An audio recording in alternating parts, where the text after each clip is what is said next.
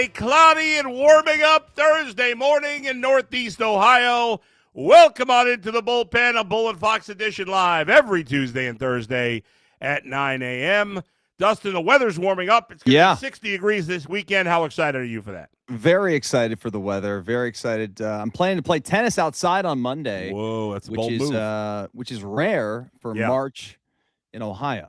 Yes, but, it is. Nonetheless, it feels. It's still cold. Like this morning, it's cold. It got up to like whatever it was yesterday, like mid 40s. Yeah. But 70 will feel exponentially better. Yeah, it's going to be great. Mid 40s today, 50s tomorrow, and then a bunch of 60-degree to 70 days until it snows again next Thursday. Start wearing all these nice shoes I got behind me. There you go. I'm not wearing the good shoes when it's cold and snow wet really and snowy and salts everywhere. I'm just not wearing them. No, I can't have that. Can't mess up the shoes. Lot to get to today. March Madness. We're not going to talk about it today, but March Madness is right around the corner. It's so crazy that it's right around the corner. Yeah. It's insane. Conference championships start next week. It's it. Selection Sunday is, by the way, is a week from Sunday, isn't it? I think so. Yeah. Can I tell you how the what is the conference? It's goodness gracious. It's the Sun Belt. They have the best conference tournament. Do you know about this? No, what do they do? So they seed it like the number 1 and number 2 seeds are automatically in the semifinals. They get a bye all the way to the semis. Okay. Number 1, number 2. I like that. And it's seeded all the way. So your buys are based off of your seed. Yeah. And so if you're the worst team, then you got to play all the way through the tournament. Right. But however it may be, I think there's 12 teams in the Sun Belt roughly. Right. And then all of a sudden the 3 and 4 seed get one bye. Yep. I kind of like that because it gives more value to the regular season than 100%. a typical tournament. And they do it in Pensacola, Florida, which is my new hometown. I spent a week there this year. I love that place. Anyway, it's really cool because, it definitely rewards the team for having a really strong season. Yeah. So I like that. I thought that was cool. I'd like to see that in the SEC and the Big Ten. But it's going to be interesting to see what happens. Miami of Ohio, they have one game left, right, in the regular season? Tomorrow night, 9 o'clock, ESPN2, I think, they play Ohio, which is their rival. Yeah. And if they win this game, they go undefeated. Yeah, and then they'll have the tournament, the conference tournament. And then obviously, if they win all of them, they go in the NCAA tournament. If they lose, who the hell knows? Because it's a small conference, you never know. You'd think at this point they'd get in, but obviously they haven't played any good teams. They're top 25. I mean, you think they're going to get in? I would think so, but you never know. They screw the smaller teams. If a team goes 32-1 and doesn't get in, that's bullshit. I can't disagree there. I would put them in, even though you can't. If they don't win the MAC, win the MAC, I think they're still getting in. You think the 68 spots? There's no team that's gonna. They're 32-1. Come on. Yeah. Well, we'll see. By the way, Ohio State big win the other day against the number 8 Purdue Boilermakers, which probably puts them in the dance. They say on the right side of the bubble. Yeah. Maybe see what they do in the tournament. We stink though. We're not good.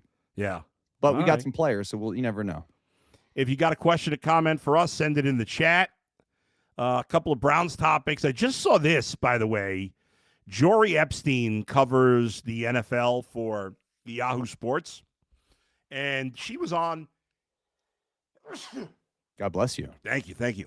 She was on UCSS a couple of months ago, and I happened to catch this article, and the headline is NFL Free Agency 2026, Why Deshaun Watson Could Convince the Browns to Sit Out the Free Agent Quarterback Carousel. Now, yesterday on the Ultimate Cleveland Sports Show, you and I talked a lot about Kyler Murray. We were in favor of the Browns going after Kyler Murray since he was cut. A lot of the fans don't like it. But I thought this was just some interesting comments. I don't know if this means anything or what, but listen to the first column or the first paragraph of this, or the first 2 paragraphs of this column by Jory Epstein. First-year Cleveland Browns head coach Todd Monken sees promise in second-year quarterback Shedeur Sanders, league sources say. But Sanders will not be handed the starting quarterback job. That we know. Okay, fine. And some sources with knowledge of the Browns' conversations wonder if he'll even beat out in-house options. The questions don't primarily stem from uncertainty about Sanders, whom GM Andrew Berry said at the Combine, quote, grew a lot from start 1 to start 7. They instead stem from a growing undercurrent of belief that Deshaun Watson could make a serious push at the Browns starting job in 2026. We know Deshaun Watson's going to be here. It would be very tough for them to cut him and do anything else this offseason. They could if they really wanted to. They're not going to do that. But with the league year about to start next week, again, she says she's hearing from sources with knowledge of the Browns that Deshaun Watson is a legitimate candidate to win the Browns starting job. Are you buying what she's selling? I mean, I can't argue that there can't be some truth to that. He's here. Like, right. We've seen videos of him throwing. He looks like he's healthy. I mean, if there's one quarterback on the roster that's proven anything in this league, and it's that guy. Now, that's correct. There's a million other things that, tell me that he won't be the starting quarterback this year, and it mostly has to do with the, the contract, the off the field stuff. And the fact that he hasn't been good since 2020. Well, I was going to add that too. Sorry. I mean, the fact that the off the field stuff, obviously, but then the on the field stuff, he wasn't that good. So unless he got like a lobotomy and discovered how to play football again, I don't see it. But if he all of a sudden feels like he's got a chance, and I don't know, man. Do you think are you buying it? I don't know what to make of it. It's a really hard question, as you say, because, on paper, it makes sense, right? Like at one point he was, for all that we've killed him and killed the Browns, there was a time when we were very excited about Deshaun Watson. It was a long time ago, but it was because he had been a great player, not a good player. He'd been a great player for the Houston Texans. He went to the playoffs twice. He had all kinds of offensive statistics that were through the roof, way better than we've seen from any Browns quarterback ever. And there was a lot of reason to believe he'd be a good quarterback here. It couldn't have gone worse. He's been an absolute disaster. And because the contract is finally up, not the Browns still have cap hits on him for another couple of years, but the actual contract is up after this year. So he's a free agent at the end of the season. So beyond the long shot of him still being good, and beyond what's happened off the field, I don't know that you wouldn't play him because of that, because you got him and you knew that most of it anyway. But you wonder if there's part of that are like, well, even if Deshaun Watson plays well, what do we do? Like, what we can't sign. Let's say he does have a comeback year this year. Bull, the uncomfortable truth here is that if he won the starting job, it might be bad news for the Browns, because it means Cleveland they don't have a quarterback, because Shador would be beat out by Deshaun Watson. So that means he's not going to be part of it. Gabriel, not going to be part of it. I don't think Deshaun's that good. And then it obviously puts you in a tough spot, because what if Watson plays well? I know that's it. I know some people say, well, that's a good problem to have. They just can't sign him. You can't sign him again after he's been such a disaster. But then again, if I'm Todd Monken, I can't worry about that shit. I want to win football games. That's what we talked about with Kyler Murray yesterday. The fact that Kyler Murray gives them the best chance to win football games. And that I had so many people on social media. You're an idiot. You're a this. You're okay. Whatever you think. I think Kyler Murray gives them the best chance to win. If that's not the priority for you, that's fine. If you think Kyler Murray sucks, that's fine. We'll see. Time will tell. But Todd Monken, he doesn't care about getting a good draft pick. He doesn't care about the past and how big a disaster that Deshaun Watson is one of the biggest disasters, if not the biggest disaster in the history of football, the history of a messy Browns organization. He doesn't care. He wants to win football games. And ultimately, if he thinks Deshaun Watson gives him the best chance of the guys on the roster, I just got to believe he's going to play him. And so I can't totally write off the possibility, even though last season, Jimmy Haslam said, yeah, it was a huge disaster. Yeah, I mean, Jimmy Haslam, nothing he says, I mean, take it all with a grain of salt. Yeah. I mean, well, he was right. It was a disaster, but that made it seem like that was the end of Watson's career here. Look, at the end of the day, the Browns are still they're still owed. Deshaun's still at $46 million. Mm-hmm. And they paid this guy, what, $250 million when it's all said and done? Yeah, something like that. Maybe something like that. Over $200 million. Yeah. The guy's done nothing for you. Like, there's got to be part of you, if you're Jimmy Haslam, that is like, if I can squeeze any ounce of productivity out of this guy, I would love it, because I spent $200 million on the guy. It's crazy. Yeah. Who knows? It's going to be fascinating. But only this, it would happen in Cleveland, Bull. Deshaun Watson comes back, plays well, and gets another contract. With the Browns? Yes. Yeah. That would be such a Cleveland thing, wouldn't it? Can you imagine? And then he stinks again. And then he stinks again. He has the one good year. Exactly. Oh my God. I don't listen. Who knows what the hell's gonna happen here? With the Browns, I just don't. As much of a long shot I think it is that Watson's going to play, let alone play well, I'm not going to totally shut off the possibility. It'll be interesting to see if the Browns are aggressive right away. Again, Monday at noon is when tampering period begins, when you'll see all these unofficial signings happen. And then Wednesday at 4 p.m., 6 days from now, is when the league year starts, and you'll see the trade the Browns made become official and all these other things, become official. And we'll see next week. I think already by the end of next week, we'll have a good feel for what the Browns are going to do at quarterback, because will they be aggressive with Kyler Murray? Will they be aggressive with Malik Willis? Will they be aggressive, I don't know, making a trade for Mac Jones? Or will they stand pat at the quarterback position through the first week of free agency? I think if they do, that tells you, okay, they're going to let it be Shador versus Watson, or maybe they're considering something in the draft. Who knows? But I just thought it was interesting. All right, one other story that I wanted to hit on here with the Browns, and that is the Myles Garrett thing here. I got takes on this. Yeah, so Myles Garrett was pulled over for speeding a couple of weeks ago, doing 94 in a 70-mile-an-hour zone. Now, have you done 94 and 70? Because I know I have. 100%. Okay. Now, yesterday. He was given it. I've done 94 and 65.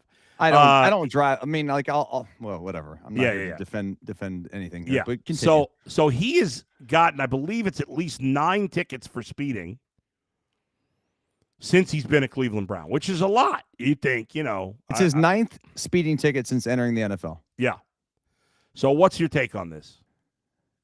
My take is, okay, I drive fast, not all the time. Like I obviously I try to be within reason. Like you know how it is, man. Like you drive fast, you drive on the highway a lot. Yep. When it's like okay to go a little faster. Like, are we on a highway where it's 70 miles an hour and there's no cars around? Like, is it nighttime? Is it raining? Like, all these things have to sort of be factored in. But the ultimate thing is the guy's got 9 tickets. Yeah. Okay. I haven't had a ticket since 2012. Yeah. If I get 9 tickets in the last, I don't know, 7 years, I wouldn't be going 94. Like, you sort of lose your privilege. You've been caught. You've been in accidents too. You're driving a Porsche, whatever it is, some sort of a Porsche, probably a 911, probably a turbo, probably something that's like 800 horsepower. It's insane. Like, you got to be careful. And the guy's lucky that he hasn't killed somebody or killed himself yet. Yeah. Like, the fact that he's been caught 9 times tells me that this guy drives 100 miles an hour 24/7. So, don't you agree? I do. I think when you get busted this many times, there's got to be some sort of penalty. He's a habitual line stepper. I know. Listen. First of all, also he's gotten busted. He had that bad accident. Right down by my house. Right. He's a lot of these incidents have been in the middle of the night. Rural road. Again, He lives in a rural Could I area. possibly have 9 tickets? It's possible. To be fair, Adam, after 5 tickets, wouldn't you be like, I probably should? Yeah. Here's the thing, though. I don't drive 90. I don't hit 90 very often. I drive fast. Like if it's 65, I'm consistently doing 75, maybe up to 80. I'm not doing 90 plus. Like I have hit 90 plus, but yeah, I'm thinking about it. I very rarely get to 90. Very rarely. And if I had been busted somewhere along the line, whether I like it or not, I would have had my license suspended. Right. So the fact that he's had 9 tickets at this level, you're right. Listen, does this make Myles Garrett a horrible human being? No. But there's you would think he's got to have a suspended license at this point. He should have his license suspended. It is kind of, because you're right. I was just thinking, like, how's he gotten busted 9 times? Well, it's because he's driving like this all the time, probably. And it's much more dangerous at night. Not even close, because if you're going, again, not that it's not dangerous to speed to some level, but let's face it, there's a big difference between driving 75 in a 65 and 95 in a 65. That's a big difference. If you're doing 75, most people on the highway go a little over the speed. They're not pulling you over for doing 75 for the most part. You get above 80, certainly above 90, you're getting pulled over if they see you. And so the fact that he's gotten pulled over that many times at that speed, or like what he was doing, and there was another time he was doing 75 in a 40, like that's kind of crazy. 40, You're not on a highway, Well, and again, it just goes to the fact that, like, okay, after a certain amount of tickets, you have to then, like, get behind the wheel and be cognizant, like, I can't speed because I might lose my license and I have a problem. Yeah. Right? Like, he has a problem. He's a habitual speeder. He can't drive the speed limit. Yeah. Or even, like, somewhat a reasonable speed above the speed limit. Yeah. Like you said, okay, it's a 70 zone. If he was going 85, no one's blinking an eye. And by the way, he might have been going over 100 because the cop in the video said that she was giving him the ticket for going 94 instead of over the 100, because the 100 would mean he'd have to go to actually appear in court. So it's like she was doing him a favor. He was very nice, by the way, which no surprise. Yeah. He's always nice. He's a great guy. Just stop speeding. Yeah. Like, by the way, only flaw in life. So last year, I'm reading this article from Daniel Iafusi. In August of last year, he was not arrested, but he was cited for speeding on a Saturday morning at 2 a.m. in Strongsville. He was Strongsville 2 a.m. He was doing 100 in a 60 mile an hour zone, doing 100. That was last August. When he got into that accident, he was cited for unsafe speed for that type of roadway. He was driving 65 on a 45 limit. It's a 2-lane highway, dude. Yeah, I mean, and then again, road. This incident recently, 1:35 in the morning, doing 94, and you're right, the cop might have given him a break, keeping it under 100 in a 65. I mean, he's not getting busted for doing 77 in a 65. If they were all 10 miles over the speed limit, I'd be all right, whatever. Did you mention the 100 mile an hour and the 60 mile an hour zone? Yeah, that was last summer. Yeah. Sorry. Yeah, so it's, I mean, come on. Enough's enough. His license should be suspended. He's right now, again, the 100 and the 94 most recently in the last 2 summers, or in the summer and now, those were both at 2 o'clock, 1:30, 2 o'clock in the morning. Bull. I know his thought is, well, there's not a lot of people on the road probably, but so you can say, well, maybe it's safer, but it's not. It's dark. If something pops up on the highway that you didn't see, you're dead. They're dead. I mean, it's over. Like, look, man, you want to go fast? Like, go to Mid-Ohio. Like, there's tracks. You can go drive on He's a rich. racetrack. He can do whatever he wants. You could build a racetrack if you want to. Yeah. I mean, the scary part about this is, and the guy is like an amazing human being. He's an unbelievable football player. He's a great teammate. Like, it's got so much going for him. The last thing you want to do is get a notification on your phone that he dies in a car accident. And his life's cut short because of this. Right. Or he kills somebody. Yes. Yes. Or it's a Henry Ruggs situation. Yeah.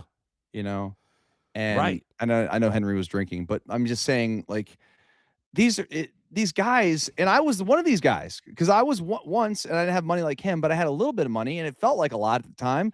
Where I had a fast car, and I was 23, and I thought I could, nothing could stop me. That's what these guys think. Myles Garrett, by all accounts, is a really nice human being. For sure. He's a smart guy. He seems like a thoughtful guy. He's got an awesome fiance.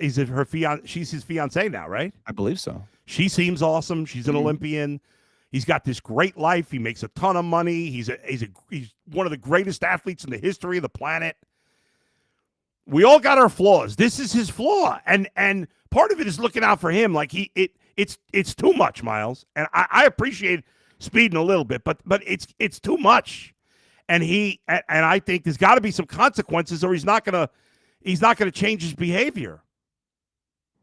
Just do the LeBron thing, man, and like just get you a little Mercedes Sprinter van and get a driver, and then you don't gotta worry about it. Yeah, I know. It's easier said than done, and I get it. I know. All right, we can move on. All right, let's get. We had to talk about it though. Yeah, absolutely. Let's see. Comments from the fans on this. People against us, with us, or mad at us. You never know. Here we go. Stephen Chafin. You're right. Going that fast is ridiculous. He wrecked a few years ago, as we talked about. Fatal Cheeseburger. This has happened so many times, he should just hire someone to drive him, as you suggested. Creative Juice. How does he still have a license in Ohio? Rules for thee, not for me. Yeah. Anybody else doing this 9 times at these kind of over the speeds, he should not have his license. It should be suspended. It is crazy. Fatal Cheeseburger. After football, Myles will be a NASCAR driver. JG from space. No need to ever drive that fast. You're putting other people at risk. Hard Pressure says 9 tickets in 9 years isn't that bad. Okay, if you think so. That's one a year. I don't know, man. Good point by Stephanie Chafin here. Okay, I said Steven, but it's Stephanie, I believe. She says, I guarantee that he's been pulled over for speeding and let go because of who he is more times. Guaranteed. Oh, that's a good point. Has to be. Yeah, I've been pulled over like at least a couple times in the last 10 years and gotten off. Yeah, I've been pulled over. Whether it's because they knew me or not. I mean, I'm always polite. That's number one. You tend to get away with a little bit more when you just are a nice guy. Yeah.